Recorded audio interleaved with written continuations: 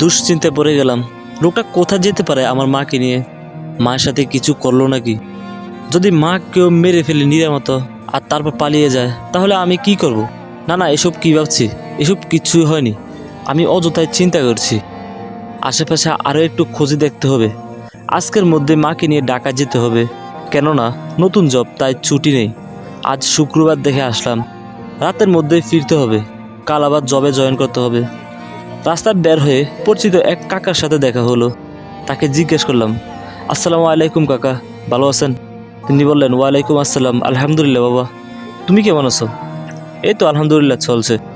কাকা, আপনি মায়ের ব্যাপারে বলতে পারবেন? সকালে আমি এসেছি তাকে নিতে, খবর নিয়ে জেনেছি তখন বাসায় ছিল, কিন্তু এখন বাড়িতে এসে দেখি কেউ নেই। কোথায় গেছে কিছু জানেননি?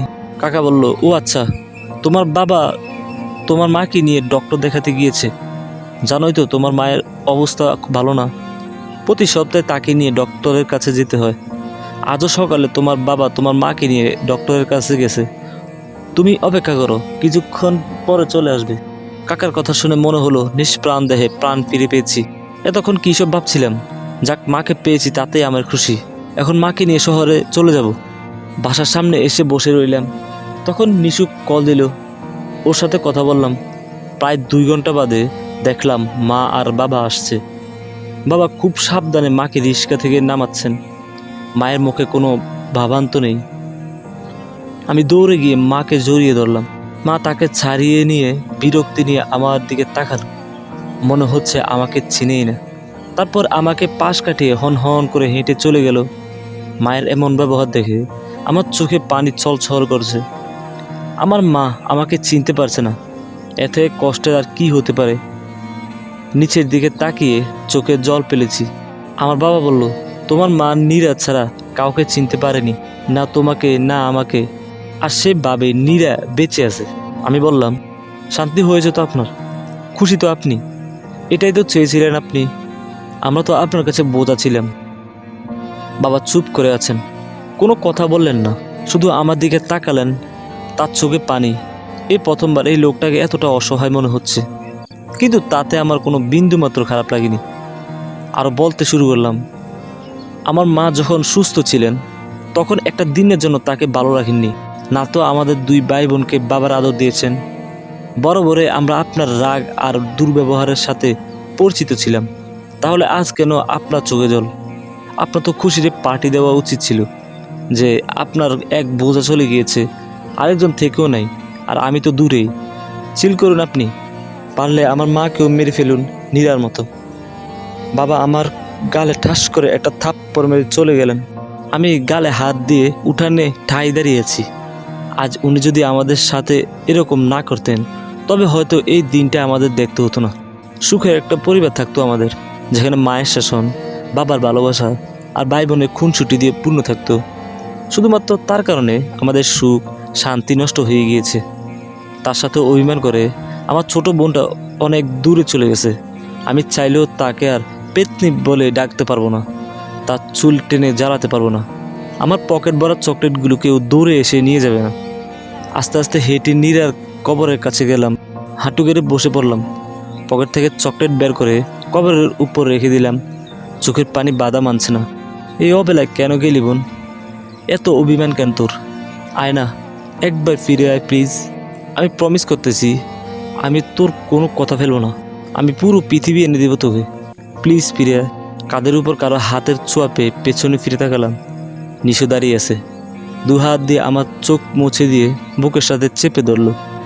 ওকে দেখে আরও বেশি কান্না পাচ্ছে। নিশু কাঁদছে।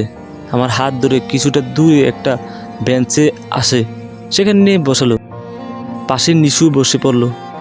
নিশু বলল, তোমার জন্য খাবার নিয়ে এসেছি, খাবে চলো। আমি বললাম, আমি কিছু খাবো না, আমি মাকে নিয়ে চলে যাব। নিশু বলল, এখন তো বিকেল, তোমার গাড়ি তো সন্ধ্যা 7টায়, আর তাছাড়া সারাদিন কিছু খাওনি। আমি নিজ হাতে রান্না করে নিয়ে এসেছি তোমার জন্য। আমি বললাম, নিশু প্লিজ, আমি খাবো না, এখন খেতে ইচ্ছে করছে না, তুমি বরং সন্ধ্যা পর্যন্ত আমার পাশে বসে থাকো। নিশু বলল, আচ্ছা তাহলে খাবার রেখে দিচ্ছি, দুপুরে আমিও খাইনি, কি আর করার। নিশু বেঞ্চি কেটে অন্যদিকে তাকালো। আমি হেসে ফেললাম ওকে দেখে। আড়াল চোখে একবার আমার দিকে তাকিয়ে আবারও বেঞ্চি কাটলো। আচ্ছা খাইয়ে দাও তাহলে, আর তুমিও খাও। এইবার নিশু হেসে ফেলল। ওর হাসি দেখলে যেন প্রশান্তি আসে। দুজনে কথা বলতে বলতে খাওয়া শেষ করলাম। নিশু আমাকে খাইয়ে দিল। কতদিন পর নিশুর হাতে খেলাম।